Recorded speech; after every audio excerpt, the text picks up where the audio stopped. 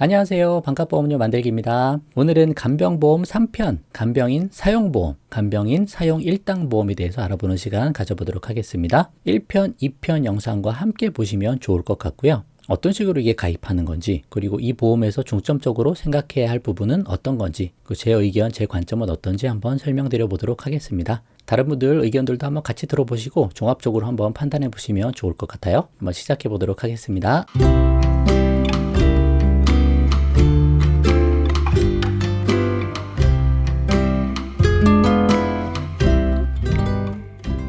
자, 첫 번째 시간에 일반 간병보험에 대해서 한번 이야기를 해봤고, 그리고 지난 시간에는 간병인 지원일당보험, 간병인 지원보험 설명했고, 오늘은 간병인 사용일당보험에 대해서 설명하려고 합니다. 이 보험이 뭐냐면 그냥 간병인을 우리가 불러서 간병인의 도움을 받은 그 일수만큼 가입 금액을 보험회사로부터 지급받는 거다. 그래서 우리가 가입할 때 하루당 15만 원짜리 주는 보험을 가입했다. 그러면 내가 간병인을 열흘 정도 썼으면 열흘 곱하기 15만 원이면 150만 원을 받는 그런 보험인 거죠. 간병인 지원일당보험은 뭐였어요? 그거는 보험회사에서 간병인을 직접 보내주는 그런 보험이었던 반면에 이거는 내가 간병인을 직접 불러야 된다. 그렇게 보시면 될 것 같습니다. 그런 차이가 있죠. 근데 이제 가장 큰 특징 중에 하나는 비갱신형이 가능하다. 그런 점입니다. 간병인 지원보험은 좋은 거 알겠어요. 그런데 갱신형밖에 없고 보험료가 비싸질 우려가 있으니 비갱신형 상품이 여기서 나오는 거죠. 그래서 보험료를 좀 예측할 수 있다. 내가 낼 만한지 내기 어려운지 그걸 감안해서 가입할 수 있는 그런 장점도 있다고 볼 수 있겠습니다. 근데 이제 어떻게 보면 이런 게 보험회사에서는 계산이 된다라고 볼 수도 있는 부분이에요.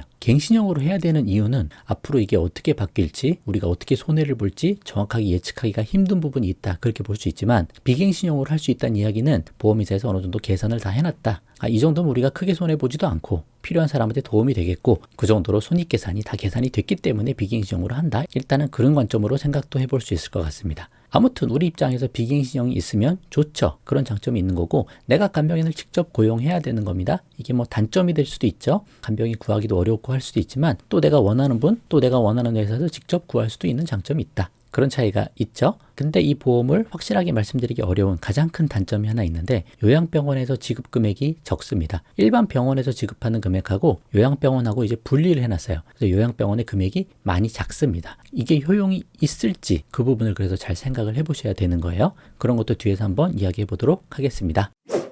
자, 간병인 사용보험, 사용일당보험 가입 전 체크사항 말씀드려 볼게요. 자, 지난번하고 동일합니다. 의료기관별 입원 재원 일수는 상급 종합병원, 종합병원, 병원 모두 다 계속 줄어들고 있다 그랬죠. 7일, 8일, 11일 이 정도 되니까 평균 내면 한 9일 정도밖에 안 된다는 거예요. 그래서 이런 큰 병원에서 오랫동안 입원하고 간병인으로 크게 혜택 보기가 쉽지 않다. 반면에 요양병원은 166.6일이 평균이니까 한 5에서 6개월 정도 된다고 말씀드렸죠. 그래서 요양병원에서 장기로 입원해야 되고 그때 간병인이 꼭 필요한 상황이 생기면 그때 이 보험으로 혜택을 볼 수 있을까 그거를 잘 봐야 되는 부분이죠. 이것도 다 지난 시간에 설명드렸던 거예요. 간병인 지원보험하고 특별히 다른 게 없습니다. 종합병원, 상급병원에 점차 오래 입원하기가 어려운 상황이기 때문에 내가 보험료로 낸 돈 대비 더 받기가 어려운 조건이다. 이 부분은. 그래서 1일 평균 간병비가 뭐 13에서 15만 원 한다고 하니까 지금 14만 원이라고 생각하고 평균 열흘 정도 사용했다고 하면 140만 원 쓰는 건데 이걸 내가 월 2만 원 정도의 보험에 가입해서 20년을 납입했다라고 생각을 해보면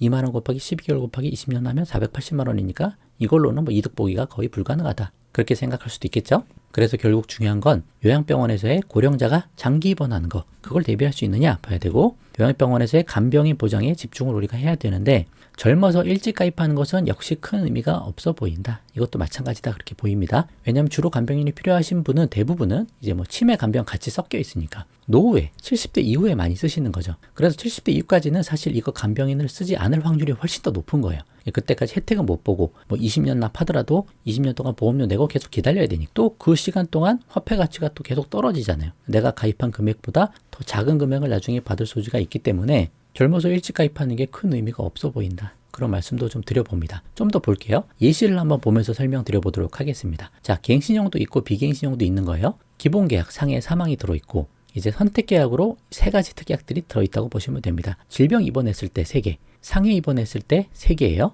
간병인 사용일당 1일 이상 15만 원을 지급하겠다. 그런 특약이죠. 근데 요양병원 제외로 돼 있고 요양병원에서는 3만 원 지급한다. 그렇게 돼 있는 거예요. 그리고 간호간병 통합 서비스 있는 병원들이 많잖아요. 그런 데서 하루 입원했을 때 2만 원을 지급하겠다. 질병하고 상해하고 금액이 똑같습니다. 30년 납 30년 만기니까 30년 동안은 보험료가 똑같은 거죠. 그렇지만 30년 지나면 그때 보험료가 크게 갱신된다. 뭐 그렇게 보시면 될 것 같아요. 구조가 이런 식으로 돼 있다. 그렇게 말씀드리려고 하는 거예요.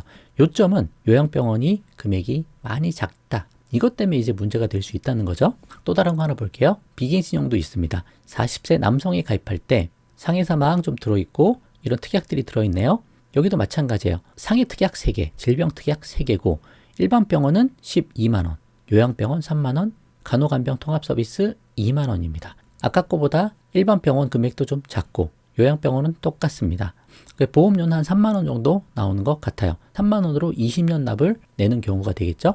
근데 만약에 요양병원에 입원을 했을 때 뭐 간병인이 1일당 뭐 14만 원, 15만 원 정도 드는데 3만 원 정도밖에 못 받으니까 턱없이 부족한 것 아니야? 그런 생각이 들 수가 있는 부분이죠. 그게 이제 단점이 될 수도 있고요. 문제는 지금 3만 원이지 나중에 지금 40세 남성인데 70세 이후에 간병인을 쓰면 화폐 가치가 또 절반으로 떨어지잖아요. 그러면 15,000원 받는 그런 수준이다. 근데 간병인 비용은 그만큼 더 많이 올랐겠죠, 지금보다. 그럼 이게 무슨 의미가 있나요? 일반 병원에서는 뭐 12만 원, 15만 원 받아도 그거 가지고는 어차피 오래 입원을 못 하니까 그걸로 큰 이득 보기 어렵고 요양병원은 요양병원대로 금액이 작으니까 큰 혜택 보기가 어렵지 않냐, 그 말씀을 드리는 거예요. 이 부분을 한번 신중히 생각해 보시고 판단을 하셔야 된다. 또 다른 것들 볼게요. 이제 55세 남성으로 보고 비갱신용으로 보면 다 똑같습니다. 이거는 12만 원, 3만 원, 2만 원이네요. 이것도 마찬가지예요. 20년 납 100세 만기인데 한 3만 7천 원 정도 나오더라. 조금씩 올라가죠. 근데 이제 아까 말씀드린 화폐 가치 하락을 대비하기 위해서 체증형이란 게 나온 거예요. 이런 상품들도 있습니다. 지금 60세 여성이 체증형으로 비갱신형으로 가입하는 경우인데 보험료는 한 3만 4천 원 정도 나오네요. 체증형이 뭐냐면 여기 글씨가 좀 작은데 한번 보시면 가입 금액의 100%를 매 5년마다 10%씩 정액 할증한 금액을 지급하겠다. 보험금을 화폐 가치 하락을 대비해서 조금씩 늘려서 지급하겠다. 5년마다 10%씩이니까 대략 1년에 2%씩 반영해서 주겠다라는 차원인 거죠. 그래 봐야 뭐예요? 요양병원 2만 원 받는데 그때 가서도 2만 원 받는 거죠. 근데 그때는 간병인 비용이 더 많이 올라 있을 소지가 크고 여전히 이거는 턱없이 부족할 가능성이 크다. 그래서 대안으로 체증형이 나오고 기본형보다 보험료가 조금 더 비싸고 이게 좀 더 유리한 건 맞죠. 어차피 할 것 같으면 체증형으로 하시는 게 낫다고 생각은 들고 그러나 여전히 이게 3만 원도 아니고 또 2만 원짜리고 나중 가서 턱없이 부족한 거 아닌가 그런 생각이 좀 듭니다. 그럼 이제 고령자 한번 볼게요. 68세 여성 아무래도 병력이 있을 수 있으니까 간편심사를 한번 보겠습니다. 그럼 보험료가 좀 더 이제 올라요. 한 4만 7천 원 정도 되네요. 15만 원, 2만 원, 3만 원 정도 됩니다. 15만 원 이거는 제가 별로 볼 필요가 없다고 계속 말씀드리죠. 중요한 건 요양병원이다.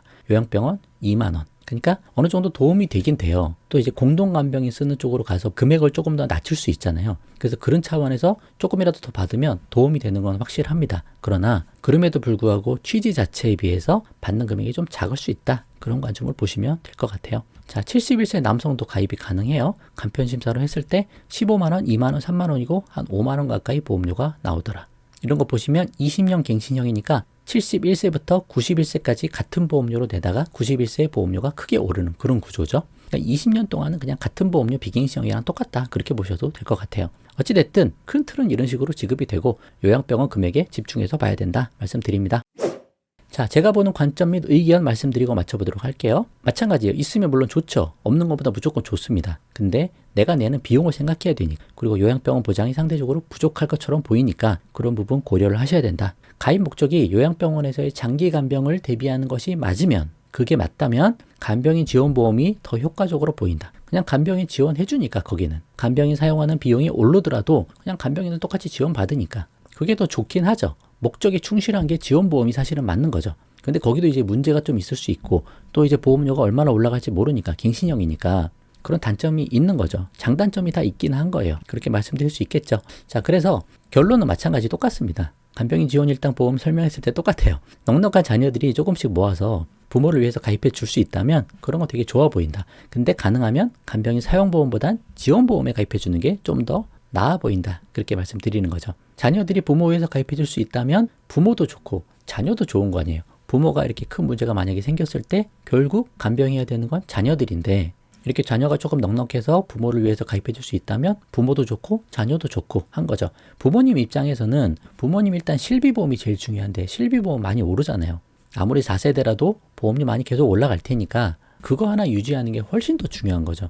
둘 중에 뭘 선택할래? 그럼 당연히 실비보험이고 비교가 안 되니까요. 실비보험도 버거운데 이것까지 유지하면서 끌고 갈 수가 있을까? 그게 좀 제 생각엔 어려운 부분으로 보인다. 그런 말씀을 좀 드려봅니다. 자, 정답은 없는 부분이니까 여러 가지 신중하게 고민해 보시고 잘 판단을 해 보시면 좋을 것 같아요. 오늘 영상 여기까지만 하도록 하겠습니다. 도움 되셨다면 구독과 좋아요 부탁드리고 공유도 많이 부탁드립니다. 마칠게요. 감사합니다.